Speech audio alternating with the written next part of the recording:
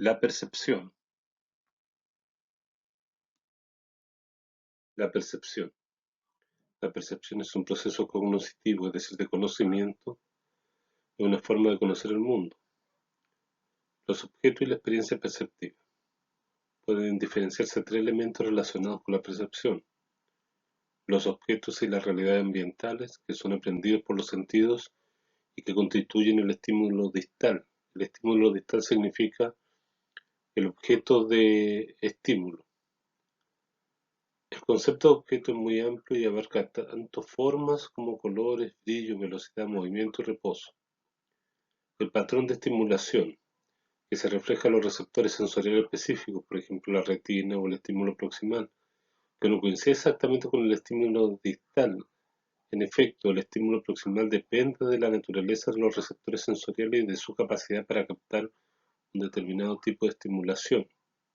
Por ejemplo, hay frecuencia de la luz o frecuencia del sonido que no pueden ser captadas por nuestro órgano sensorial y por tanto nunca serán estímulos proximales. Experiencia perceptiva, propiamente dicha, por la que conocemos los objetos. Teoría sobre la percepción. La primera teoría es la empirista. Desde una óptica empirista, los primeros datos sensoriales constituyen un material inconexo que debe ser organizado para el receptor. Esta organización se realiza a partir de la experiencia y conocimientos previos. En su versión actual, esta postura se conoce con el nombre de constructivismo y se considera que la percepción no puede aislarse del resto de la actividad cognitiva del sujeto. Los elementos integrantes del ciclo perceptivo conforman un sistema circular en el que todos ellos se influyen mutuamente. Los esquemas son unidades organizativas de conocimiento almacenadas en nuestra memoria. Este esquema dirige la actividad exploratoria del sujeto. Esta atención dirigida a determinadas características mentales muestrea, es decir, selecciona una cierta cantidad de información entre los objetos o estímulos perceptivos. A su vez, esta información activa o modifica los esquemas en los que se encuadrará la percepción, dándole un significado. Gracias a este reajuste, la percepción, aún estando teñida por nuestra subjetividad, no es independiente de la estimulación externa y la experiencia perceptiva. Tiene una relación directa y estrecha con el mundo real, siendo así posible nuestra adaptación al medio. Teoría innatista. Se llama innatista a todas las teorías que proponen la existencia en el sujeto perceptor de una capacidad innata que hace percibir automáticamente cómo organizados y significantes los datos de los sentidos. La escuela de la Gestalt dice que no existen sensaciones puras, sino sensaciones organizadas. La organización perceptiva sería el resultado de los procesos electroquímicos que tienen lugar en la corteza cerebral, debido a que la distribución espacial de la excitación neuronal producida por la estimulación externa. Así pues, los seguidores de la Gestalt postulan un isomorfismo o paralelismo entre la estimulación externa y los efectos que ésta produce en el cerebro. La teoría de Gibson es una formulación más actual de la percepción directa, aunque con algunas reservas, ya que la experiencia ocuparía también un lugar importante.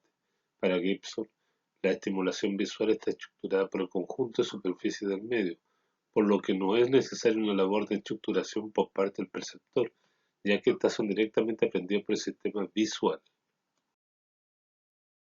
El ciclo perceptivo. La percepción no es un mosaico desorganizado, sino un conjunto organizado y dotado de significación. En este sentido, la percepción va mucho más allá de la simple sensación. Obviamente, las características de la estimulación sensorial, las modalidades sensoriales del sujeto y la predisposición con que nos situamos ante los objetos condicionan, limitan y modifican la percepción. Así, un daltónico elaborará un precepto distinto al que elabora la persona que no padece este defecto. Pero en general, y salvada esta influencia proveniente del sujeto, el mecanismo de la percepción es el siguiente. Si se trata de información obtenida por la vista, esta información debe ser necesariamente óptica, consistente, por tanto, en forma de luz incidente sobre un espacio en un tiempo determinado. Pero la información óptica puede seleccionar objetos y acontecimientos en varios niveles de abstracción y significado. El esquema organizado en un nivel no depende de los otros niveles. Por ejemplo, el nivel de significado obtenido cuando lo vemos a alguien reír puede perfectamente ser interpretado como gracia o como ironía, sin que ambas interpretaciones se relacionen.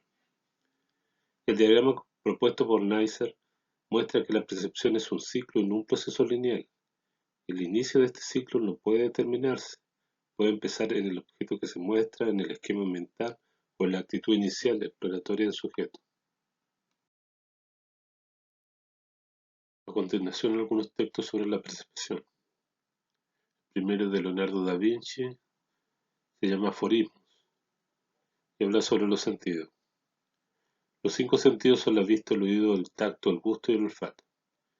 Los antiguos pensadores habían llegado a la conclusión de que la facultad de juzgar concedida al hombre tiene su causa en un instrumento al que se refieren los otros 5 mediante la percepción, y a dicho instrumento designaron con el nombre de común sentido, afirmando que se halla situado dentro de la cabeza.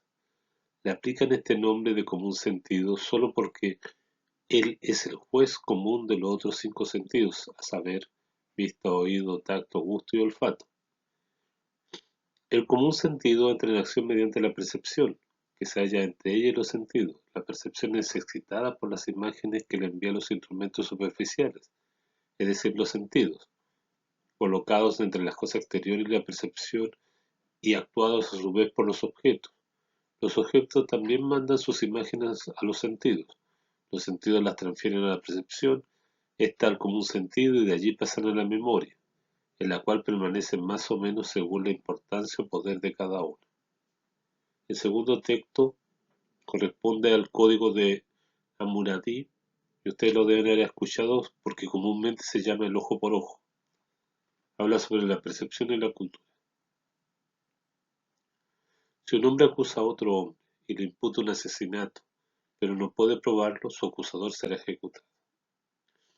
Si un hombre le imputa a otro actos de brujería, pero no puede probarlo, el que ha sido acusado de magia tendrá que acudir al divino río y echarse al divino río, y si el divino río se lo lleva, el acusador le será lícito quedarse con su patrimonio, pero si el divino río lo declara puro y sigue sano y salvo, que él lo acusó de magia será ejecutado.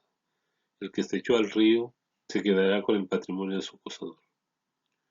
Si un hombre acude ante un tribunal con falso testimonio y luego no prueba su declaración, si se trata de un caso con pena de muerte, ese hombre será ejecutado. Si un juez instruye un caso, dicta sentencia y extiende veredicto sellado, pero luego modifica su sentencia, al juez le probarán que ha cambiado la sentencia y la suma de la sentencia la tendrá que pagar 12 veces. Además, en pública asamblea, le echarán de su sede judicial de modo irrevocable y nunca más podrá volver a sentarse con los jueces en un proceso. Si un hombre roba algo propiedad del dios o del palacio será ejecutado, y el que haya aceptado de sus manos lo robado será ejecutado también. Si la esposa de un hombre a causa de otro varón hace que maten a su marido, a esa mujer la empalarán. Si un hijo golpea a su padre, que le corten la mano. Si un hombre deja tuerto a otro, lo dejarán tuerto. Si le rompe un hueso a otro, que le rompan un hueso. Si un médico hace incisión profunda en un hombre con bisturí de bronce y le provoca la muerte, o si le abre la sien a un hombre con bisturí de bronce y deja tuerto, al hombre que le corten la mano.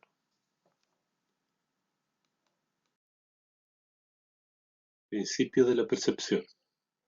La segregación de las figuras sobre el fondo obedece a los siguientes principios. Orientación.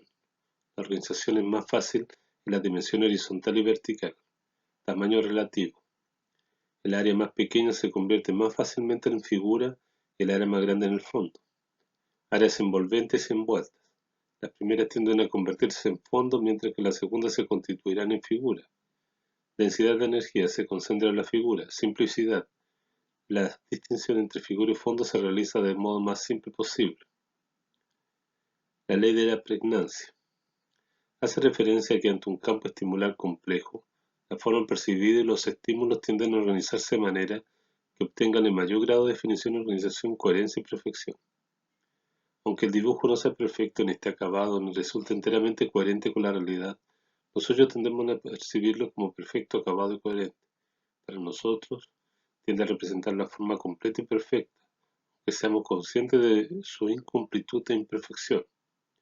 Tres propiedades de la percepción experimentalmente estudiada hacen que los estímulos sean percibidos como una totalidad significante. El todo tiende a imponerse sobre las partes, tendemos a formar conjuntos de significación lo más amplios posible. Cada forma tiende a configurarse de la forma más compleja posible y cada figura tiende a configurarse de la forma más sencilla posible. Hay dos ejemplos de la segregación de la figura sobre el fondo. Una es una especie de jarrón que fue regalada a la reina y al rey de Inglaterra, ¿cierto? Y si uno ve bien, se muestran dos figuras de una mujer y un hombre.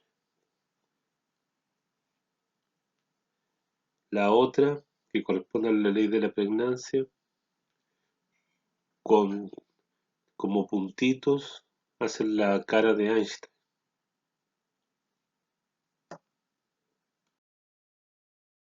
Ilusiones perceptivas. Son percepciones inexactas o no adecuadas a los estímulos reales. Las ilusiones perceptivas no tienen de momento, una explicación satisfactoria en psicología. Para los empiristas, dichas ilusiones serían debidas a una acumulación de experiencias perceptivas en un determinado medio. Así, por ejemplo, en algunas sociedades africanas se da la ilusión de Miller-Lyer en menor medida que las occidentales. Para los signatistas, estas ilusiones perceptivas se deberían a la influencia de la pigmentación retiniana, que varía según el color de la piel y que influye en la forma en que llegan los datos perceptivos a nuestro cerebro. La percepción no puede aislarse del resto de los procesos cognitivos, porque en ella influyen también la memoria, la inteligencia o el lenguaje, e incluso la personalidad del sujeto, así como el estado de ánimo o afectividad. Ejercicios. Primero, ¿cómo definirías la percepción? 2. ¿Qué tiene que ver la percepción con la cultura? 3. El racismo, el machismo, el clasismo, entre otros, ¿tienen que ver con la percepción? 4. ¿Nos engañan los sentidos? ¿Cuándo? Bueno, completen todo, hagan los ejercicios, que les vaya muy bien en la vida.